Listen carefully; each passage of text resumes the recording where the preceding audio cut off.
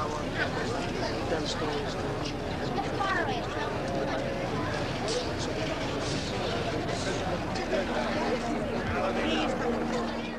Today, paradoxically, I have more hope than the day that I was here before when Mr. Marcos was across the street being entertained royally as if he were one of the great leaders of the world. But today something has changed because, speaking religiously now, Mr. Aquino is a martyr and he is pleading our cause. And I think that everything has changed since he was gunned down on August 21st. Friends, I have been in your lovely country, and I regret the mistakes that my country has made with respect to the Philippines. And when I read yesterday all about the invasion of Grenada, I thought of what my country did in 1898 when it practically seized your country. And all of those mistakes that we made continued. I think that you have allies now in the American people that you did not have 4 or 5 days ago.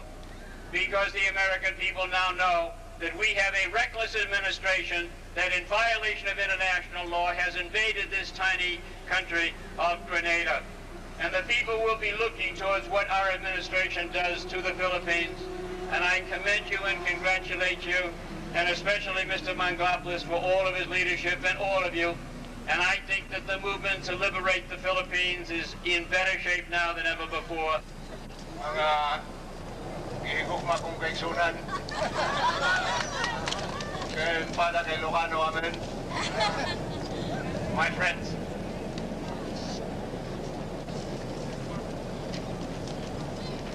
I should address a very few words of thanks to all the non-Filipinos who are here today, the Koreans, the Cubans, the Indians, and the incognito members of the State Department who have come to join us in solidarity today.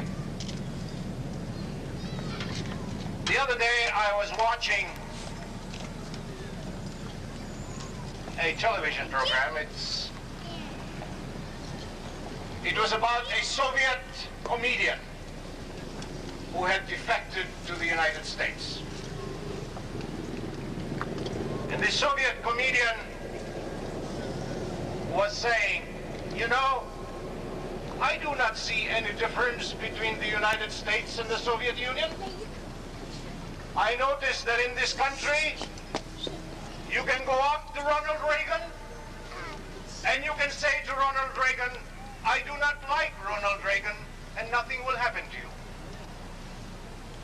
But the same thing is possible in Moscow.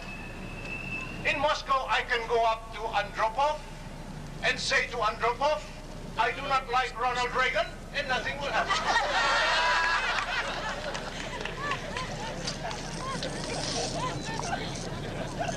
It is indeed, as some of the speakers here have already noted,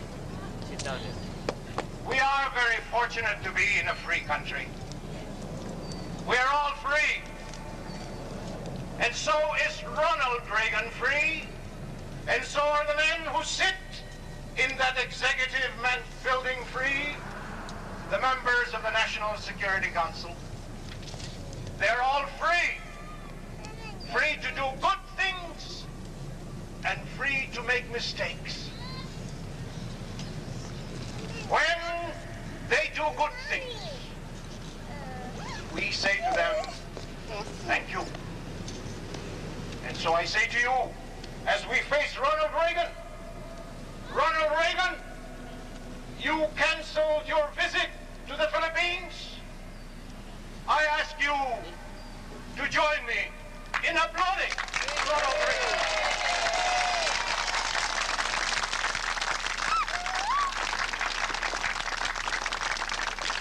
We say to Ronald Reagan, we do not care what silly excuses you gave for not going to the Philippines. You did not go, and that was good enough for us.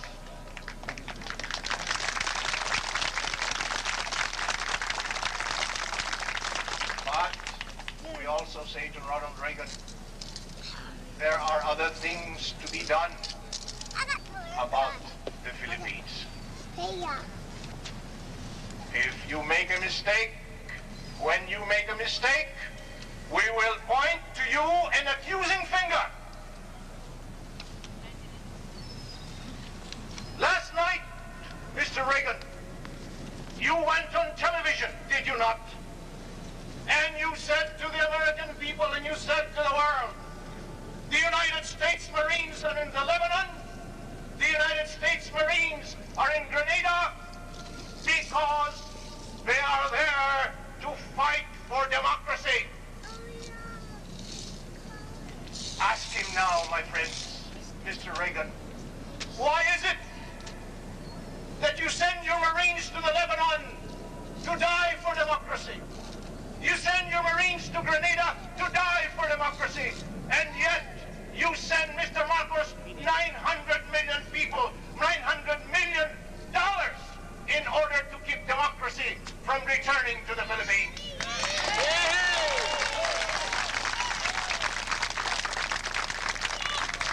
Why is it that you're willing to sacrifice American lives for Grenadian freedom, but you will not sacrifice a single American dollar in order to keep Ferdinand Marcos in power?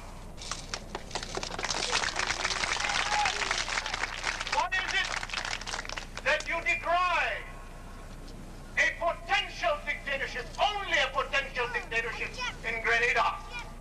And yet at the same time you sign an extradition treaty with Ferdinand Marcos so that Ferdinand Marcos might extend his martial law to this fair land of the free. Why? Your Vice President, George Bush, is trying to explain why. The other day, Vice President George Bush said, and I quote him, "Let us not convict Marcos publicly too quickly, even before the jury is out."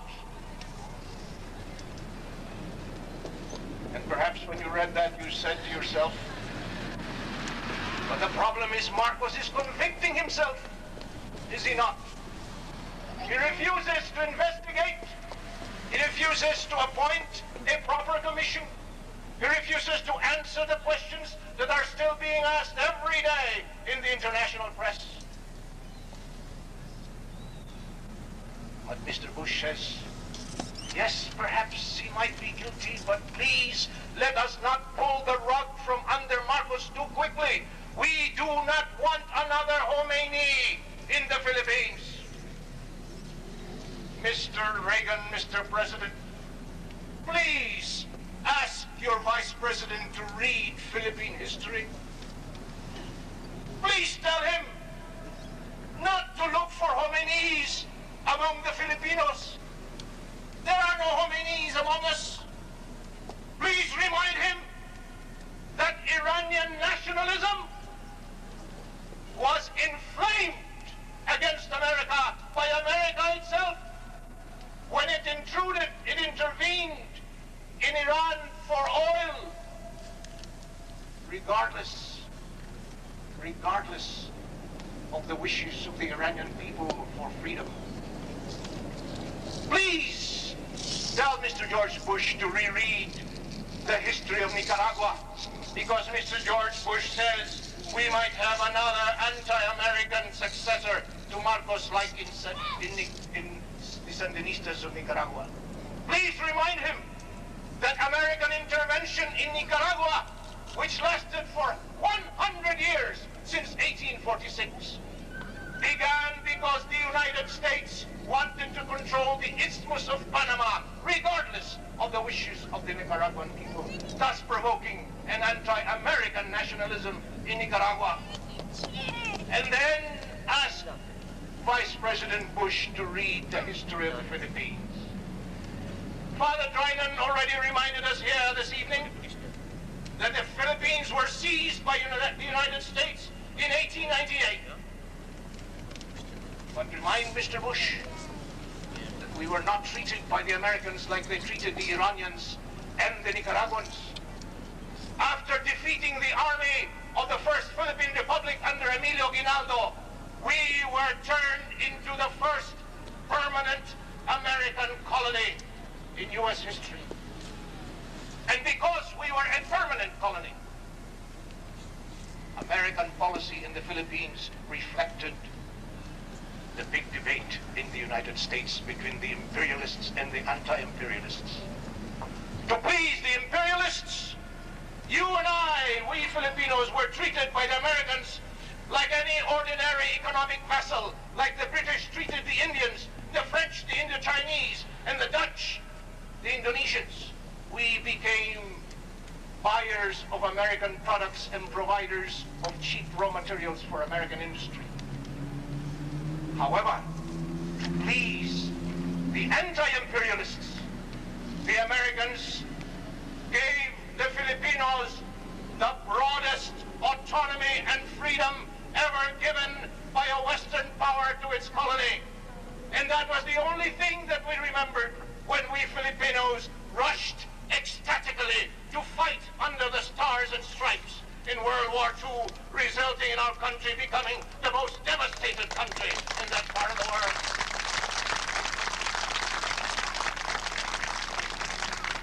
You and I know that Filipino nationalism cannot be equated with Iranian nationalism and Nicaraguan nationalism.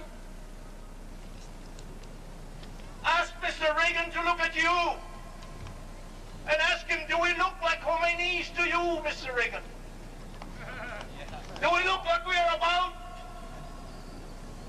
to go out and kidnap American students or American diplomats?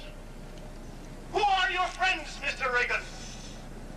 Before Marcos instituted dictatorship in the Philippines, a democratic Philippines never blackmailed the United States. Ferdinand Marcos, President Reagan, it was Ferdinand Marcos, as dictator, who first began to blackmail you into giving him money. Your predecessor, in spite of his human rights policy, Jimmy Carter gave him $500 million. And then you came around and gave him $900 million. Why? Because he says to you, if we do not get money from you, we will throw you out of those bases. What are we here for, my friends? We are here to ask Mr. Reagan, first, cancel the $900 million package to Marcos. Call the bluff. Call the bluff. Call the bluff, Mr. Reagan, because it is a bluff. Do not mock us, Mr. Reagan. Do not mock our history, and do not mock the memory of Ninoy Aquino by insisting on giving Marcos $900 million of United States tax money. Second, abrogate the extradition treaty. Do not allow Marcos, do not allow him to extend his martial law to the United States. So, we say to him, Mr. Reagan, thank you, but also, Mr. Reagan, we accuse you. We accuse you of forgetting the real Filipino. And so, Mr. Reagan, come out and look at us. Look at the faces of the democratic Filipinos. These are the Filipinos who want freedom. Ask these Filipinos, do you want communism? What is your answer? No! Ask these Filipinos, do you want fascism? What is your answer? No! Ask these Filipinos, do you want democracy? Yes! That is the Philippines, Mr. Reagan. Listen to the real Filipino. Give us back our freedom. Do not stand in the way of our march to democracy. And so, my friends, let us look through those gratings and those railings. And let us say to Mr. Reagan, thank you But remember, there is much more to be done. And then, as we say goodbye to Mr. Reagan, let us look up. Let us all look up. Let us raise our hands. And let us look at Ninoy, because he's looking at us now. And let us say to Ninoy, Ninoy, salamat. Ninoy, thank you. Because of you, we are no longer afraid. Because of you, soon, we will be free again.